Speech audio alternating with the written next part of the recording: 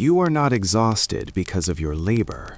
You are exhausted because you are kneeling before inferior minds. Look at those who surround you. They whisper that kindness is a virtue, a moral sanctuary. But in the cold geometry of the ruler's strategy, kindness is the shackle you fasten around your own neck. Are you still striving to be loved? Then you are building a fortress of sand against a rising tide of treachery. The throne of power stands empty, reserved only for those who dare to stare into the naked, brutal truth of human nature. Hear this well. Kindness without claws is merely weakness in a mask. The world operates not on the golden rule, but on the anticipated depravity of your neighbor. Do unto others as they would do unto you. Today, I shall initiate you into a forbidden architecture of the mind. I will decode one of the most misunderstood ciphers in the history of power. You will finally understand why a true sovereign, a psychological architect of his own fate, must choose to be feared rather than loved.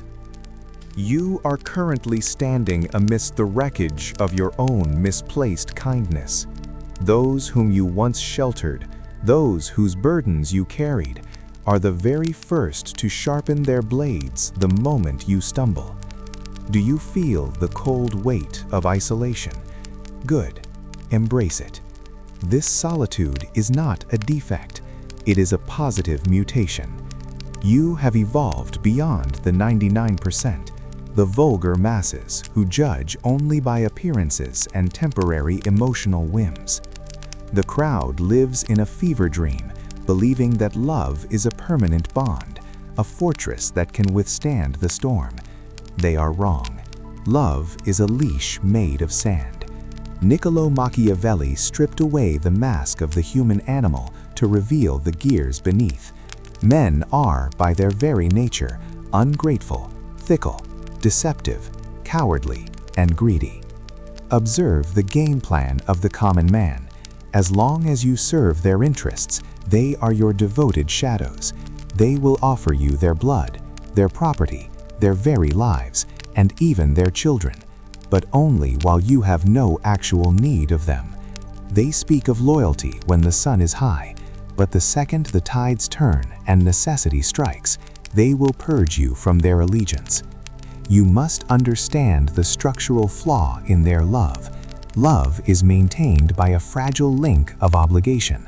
Because human nature is fundamentally wicked, men will snap that link the moment their own self-interest or safety is threatened.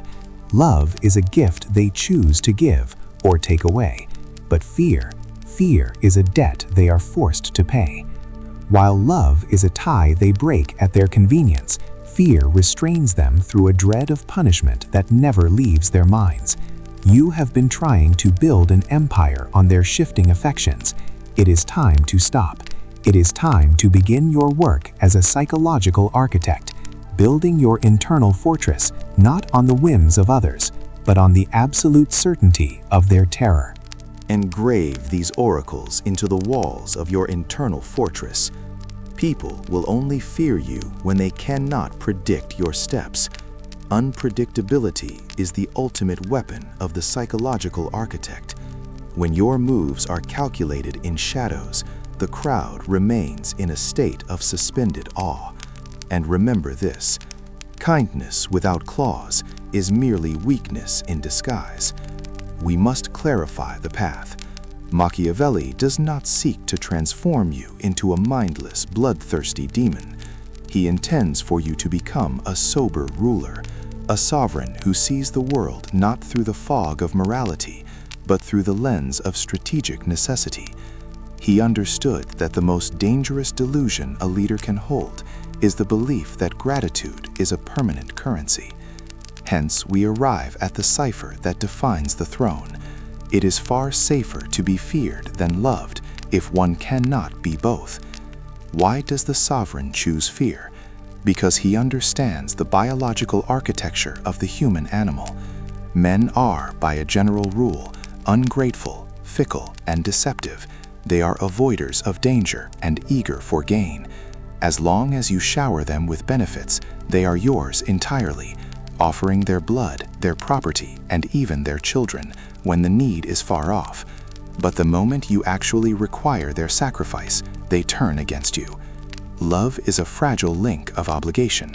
Because men are fundamentally wicked, they will snap that link the moment their own interest or safety is at stake. A subordinate feels far less hesitation in offending a man who makes himself loved than one who makes himself feared. Fear is different. Fear does not rely on the fluctuating goodwill of the masses. Fear restrains the spirit through a dread of punishment, a psychological weight that never leaves them. By choosing to be feared, you are no longer a hostage to the shifting moods of the 99%. You place your stability upon an anchor that you alone control. You do not wait for their permission to rule. You command their compliance through the absolute certainty of the consequences. This is not tyranny. It is the purified discipline of the leader who knows that order is the only thing standing between civilization and the abyss. To transmute this philosophy into absolute dominance, you must execute 3 strategic maneuvers. Watch the board. The 99% see chaos, but the psychological architect sees the geometry of control. Strategy 1. The formation of fear without hatred. A sovereign who is wise knows how to make himself feared without incurring the rot of hatred. This is the razor's edge that separates the true ruler from the doomed tyrant. Hatred is a fire that consumes the throne. Fear is the anchor that secures it. The golden rule of the 1%. You must, above all things, abstain from the property and the women of your subordinates. The brutal calculus. Understand the human animal. Men are quicker to forget the death of their father than the loss of their inheritance. Property is the root of their ego. Touch it, and you create an enemy for life. Selective termination. When the state demands a sacrifice, when you must take a life, do so with a suitable excuse and a manifest reason. Never kill without a cipher of justification that the crowd can decode as justice rather than predation.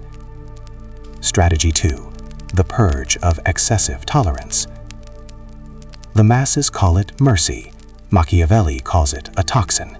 Excessive tolerance is the parent of chaos, giving birth to murders, robberies, and the destabilization of the entire community. The mercy of cruelty.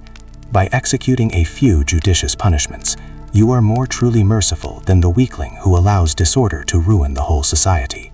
The execution hurts one, the disorder hurts everyone. The Hannibal Protocol. Look at the great Hannibal.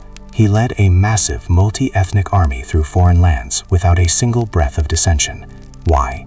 Because of his inhuman cruelty, which when joined with his vast virtue, made him revered and terrible in the eyes of his soldiers. The Scipio warning. Contrast him with Scipio, a man of easy nature, whose excessive forbearance allowed his army to rebel in Spain. His lack of claws made him the corrupter of the Roman soldiery. In the theater of power, your kindness is your death warrant. Strategy 3. Constructing the internal fortress of discipline. Discipline is not an act of torture. It is the salvation of the sovereign. Order is the force that chases fear from your own ranks and paralyzes the aggression of the outsider. The many-souled machine. A disciplined team is a single entity with many souls and many lives. When you order them, you do not manage individuals. You operate a machine of power, where every part moves according to your music. The hierarchy of dread. You must train your people to fear your disdain and your punishment more than they fear the present pain of the struggle. The hardened law. The laws and your internal fortress must be harsh and hard, and you, as the architect, must be the hardest of all in their execution. When your subordinates fear your silence more than the enemy's roar, you have ceased to be a mere man. You have become a sovereign. I do not ask you for a like or a subscription. I do not seek the hollow validation of the masses. I demand a commitment. You stand at the threshold of the architect level. Are you truly prepared to stop being a pawn of your own fluctuating emotions and start drawing the lines on the chessboard of power? If so, your first lesson is the mastery of the void. Silence is the only fortress that no army can ever storm. From this moment on, you will cease the amateur's habit of over-explanation. To explain is to beg. It is the act of a subordinate petitioning for clemency. A sovereign acts. He does not narrate. Perform your first purge today. Identify the relationship in your life that preys upon your mercy. You have allowed them to mistake your kindness for a lack of claws. Machiavelli warns that mercy used badly leads only to disorder, robbery, and the eventual ruin of your internal state. Terminate the parasitic link. Let them feel the sudden chilling weight of your silence.